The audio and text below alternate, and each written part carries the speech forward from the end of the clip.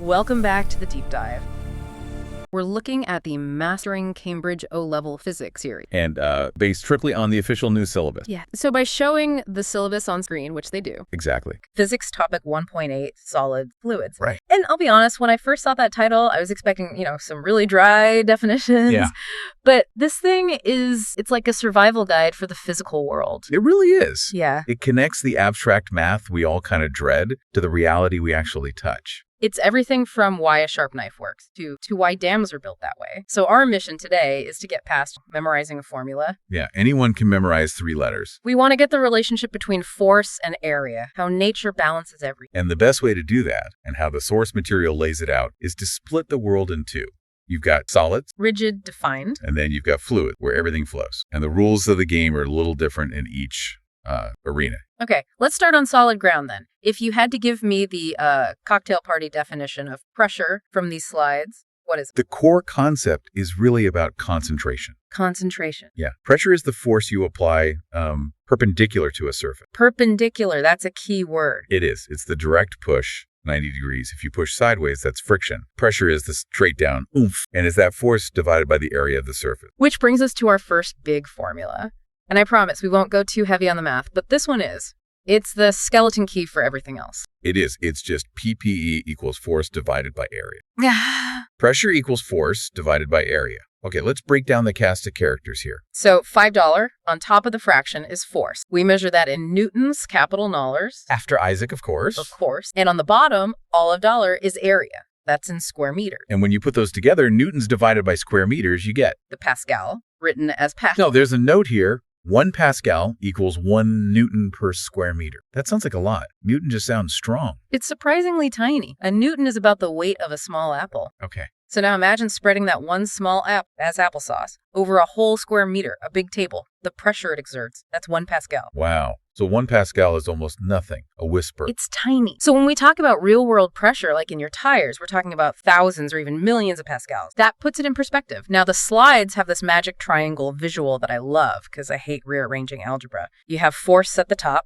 And pressure and area at the bottom. It's a great little cheat code. You cover up what you want to find. Yeah, I want force. You cover the $5 and you see pi dollars next to $1. Pressure times area. And if I want pressure, cover the dollars. And you see $5 over $1, force divided by area. It just visualizes the whole relationship. And that relationship is what I want to dig into because it's a simple fraction, but in the real world, this is a lever we can pull. Exactly. You got 2 knobs to turn. You can change the force, just push harder, or you can change the area. And changing the area is usually the smarter move. So let's talk high pressure first, when we want to make an impact. This is the Pearson cut strategy. If you look at the fraction, if that bottom number, the area, gets really, really tiny, The pressure gets... it shoots through the roof. A slide has a perfect example. A thumb pushing a tack into a wall. We've all done it, and we've all felt that moment of pushing the wrong side. Oh yeah. Think about the physics there. Your thumb pushes on the big flat head. That's a pretty large area, so your thumb feels a little pressure. It's fine. But on the other side... all that same force is funneled down to a point that's a fraction of a millimeter wide. Like putting your thumb over a garden. Exactly. The intensity just skyrockets. The pressure at that tip is immense, enough to just rip apart the fibers of the wall. So, key idea, lower area, higher pressure. And that is exactly why a sharp knife works. I was just thinking of that. The slides mention cutting fruit. I have this memory of trying to cut a tomato with a dull knife and just making salsa on the cutting board. That's a physics failure. Yeah. A dull knife has a rounded,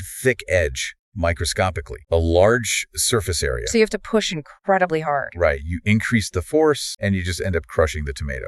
But a sharp knife, that edge is honed down to maybe a few atoms wide. So the area is almost zero. Almost zero. So even a tiny force creates massive pressure. It severs the molecular bonds instead of crushing them. It separates instead of squash. Okay. But sometimes you want the exact opposite. You don't want to sink. You want to float on top. Then you just reverse the engineering. Maximize the area to minimize the pressure. The anti-sinking strategy. Exactly. The slides bring up tractors. I grew up near farms, and those rear tires are just comically large. They have to be. A tractor is incredibly heavy. If it had skinny bike tires, that huge force would be on a tiny little strip of rubber. It would just slice right into the mud. Like a pizza cutter. It would be stuck instantly. But with those giant wide tires, the weight is spread out. The pressure on any one patch of mud is low enough that the mud can support it. Same logic for skis then. Or snowshoes. Walk in deep snow with boots, you sink. Put on skis, you float. You haven't lost weight, you've just borrowed more area. Nature figured this out too, right? The slides mention camels. The ships of the desert. Sand acts like a fluid. A horse's hoof is small and hard. It would sink. But a camel. They have those wide, spreading pads for feet. Basically, evolution gave them snowshoes for sand. It keeps the pressure low enough to stay on top. Okay, there's a comparison in here that just nails this concept, the shoe showdown. Ah, yes. The high heel versus the sneaker. It's a classic. So you have a person, say she weighs 60 kilos. That weight is the force, and gravity is pulling her down with that same force no matter what shoe she's wearing. Gravity does not care about fashion. No, but the effect on the floor is... Night and day. In a sneaker, her weight is spread across the whole sole of her foot. Heel, arch, toes. Lots of area, low pressure. Right. She leaves no mark. Now switch to the stiletto. Uh-oh. Almost all that 60 kilos is now on the ball of the foot and that tiny little heel. And the heel's the killer, maybe a square centimeter. I have actually heard of high heels denting wooden floors. Oh, absolutely. The pressure under a stiletto heel can be higher than the pressure under an elephant's foot. Yeah, howdy. Really? It's true. An elephant is heavy, sure, but its feet are like huge dinner plates. The ratio of weight to area is manageable. A person on a stiletto, that ratio is off the charts. Oh, that's why people sink into the grass at outdoor weddings. So the lesson is, check the TP is FA1 formula before you pick your shoes for a garden party. Pressure is inversely proportional to area. Okay, so that's the solid world. Push, pierce, spread out. Got it. But now we're heading into the deep end. Literally. Fluids. Liquids and gases. Do the same rules apply? The basic idea force over area is still there, but the behavior is completely different because fluids don't hold their shape. They flow. The notes have 4 rules of liquid pressure. Rule number 1, pressure acts in all directions. What does that mean? It's a big shift. With a solid, the pressure's down. But in liquid, the molecules are all tumbling around, bouncing off everything. So if I'm underwater, it's not just pushing on my head. No, it's squeezing you. It's pushing on your chest, your back, your sides, even pushing up on your feet. It's an all-around compression. Got it. Rule 2, it creates forces at right angles to a surface. Right. Because the fluid can flow, it can't really rub sideways when it's still. It just pushes straight out. So against a damn wall, it's pushing straight into the concrete. Okay. Rule 3, this feels like the big one. Pressure increases with depth. The deeper you go, the harder it squeezes. This is why a submarine has to be built like a fortress. And rule 4, it increases with density. Right. Swimming in mercury would be a very different experience than swimming in water because the fluid itself is heavy. I want to go back to that depth rule. There's this experiment in the slides, spouting can. Ah, a classic demo. You take a tall can, fill it with water, and punch 3 holes in the side, one above the other. Top, middle, bottom. Yep. And you see what happens. The water from the top hole just sort of dribbles out. A weak little arc. The middle one. Shoots out a bit further. And the bottom one. Jets out the furthest. It has the most speed, the most energy. Why? What's the difference? It's like a dog pile. Or a cheerleading pyramid. The person at the very top has no weight on them. The person at the bottom is holding everyone up. So the water at the bottom of the can. It has the entire weight of all the water above it pressing down on it. That head of water creates a huge force that squeezes the water out the side hole. Greater weight of water from above, more pressure. Precisely. And this leads to the special formula for fluids. We can't use 5A's easily, so we use properties of the fluid itself. Okay, lay it on us. The equation is delta P rho G, delta H. Okay, that sounds like a spell from Harry Potter. Decode that for me. Right. So MRAA, that's a Greek letter, rho, looks like a P, that's density. How much stuff is packed into a certain space. Okay, Your dollars is our old friend gravity. We usually just round it to 10. And the last one, delta H. That's the change in height. Or, just the depth. So pressure is density times gravity times depth. That's it. If you're on Earth and you're in water, the only thing that really changes the pressure is how deep you go. Now, there's a big warning note in the slides here. It says pressure depends on depth, not the shape of the container. Yes, the hydrostatic paradox. This one messes with everyone's intuition. Okay, so walk me through it. I have a skinny garden hose standing up, filled 1 meter deep with water. Okay. And right next to it, I have a giant swimming pool, also 1 meter deep. My brain is screaming that the pressure at the bottom of the pool has to be higher. There's so much more water. Your brain is using solid object logic, and it's wrong. In fluids, the pressure at the bottom of both is exactly the same. How is that possible? Because you're thinking about total weight. Yes, the pool is heavier, but that weight is spread out over a huge area. The hose has very little weight, but it's concentrated on a tiny little circle. So the ratios, they just balance out? They balance out perfectly. The formula, CHHA, doesn't care how wide the container is, only how deep. That's wild. So a dam holding back a huge, wide lake has to be just as strong as a dam holding back a narrow canyon if the depth is the same. As long as the depth is the same, yep. The force it has to withstand at the bottom is identical. Physics is weird. Okay. Okay, speaking of being at the bottom of things, we need to talk about the fluid we are all currently submerged in. The atmosphere. The slides call it the air ocean, which is a great image. We're basically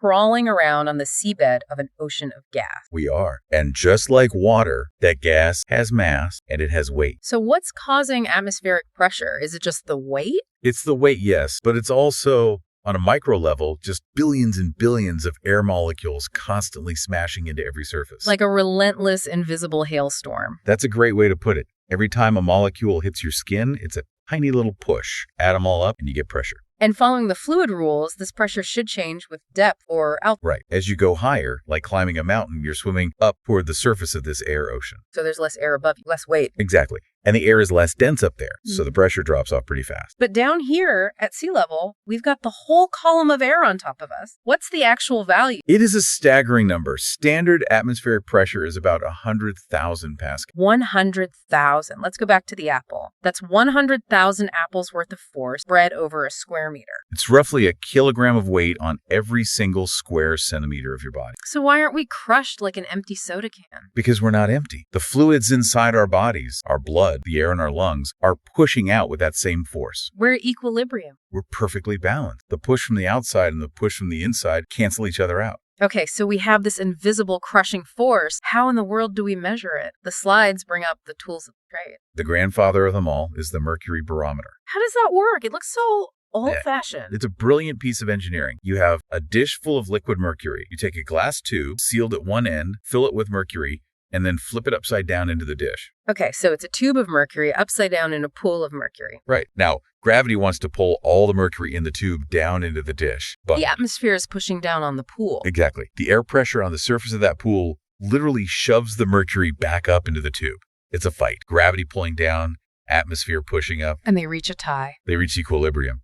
At sea level, on a normal day, the atmosphere can hold up a column of mercury that's 760 millimeters high. And that's where we get millimeters of mercury. HG on the weather report. That's the one. Yep. If a low pressure system comes in, the atmosphere is weaker and the column drops. It's a scale weighing the air. That's all it is? Now there's one more tool, the manometer. Right. A barometer measures absolute pressure. Manometer measures a pressure difference. It's that U-shaped tube. Yep. A U-tube with some liquid in it. In the slides example, one side is hooked up to a gas tank. The other side is just open to the room. This is another shoving match. Gas on one side, atmosphere on the other. Precisely. And you just look at the liquid levels to see who's winning. In the picture, the liquid is pushed down on the gas side and up on the atmosphere side. Which means the gas is pushing harder. The gas winning. The pressure of the gas is greater than the pressure of the atmosphere. And to find out by how much, you just measure that height difference, dollars. The extra pressure from the gas is exactly what's needed to support that extra height of liquid. So the formula would be what? The gas pressure is the atmospheric pressure, plus the pressure from that little column, dollars. You just add the difference. It's wonderfully logical. You know, looking back at all this, the knives, the tractors, the dams, it really is just a story about balancing forces. That's pretty much all of physics in a nutshell. So let's do a quick recap. A tale of two pressures. Let's do it. Part 1, solids. The rule is TP = FAO.